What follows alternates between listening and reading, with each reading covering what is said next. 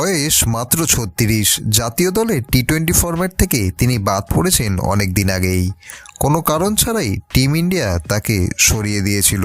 সুযোগ দেওয়া হয়েছিল তরুণ প্লেয়ারদের, কিন্তু রাহানে খেলা চালিয়ে গেছেন এবং প্রতিবার নিজেকে প্রমাণ করেছেন। আইপিএলে বেস প্রাইজে দল পেলেও দাপট দেখানোর তিনি চেষ্টা করছেন।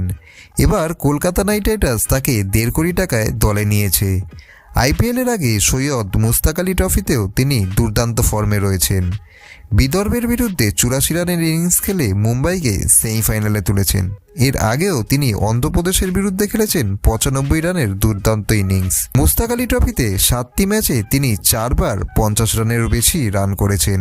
অধিনায়কত্বের দায়িত্ব ছাড়ার পর রাহানে আরও হালকা মেজাজে খেলছেন। এবার আইপিএলে রাহানেকে অধিনায়ক করার জল্পনা চলছে কেকেআর দলে। তার বয়স নিয়ে কিছু প্রশ্ন থাকলেও নিজের ফর্ম দিয়ে রাহানে সেই জল্পনাকে আবারও ভুল প্রমাণ করছেন।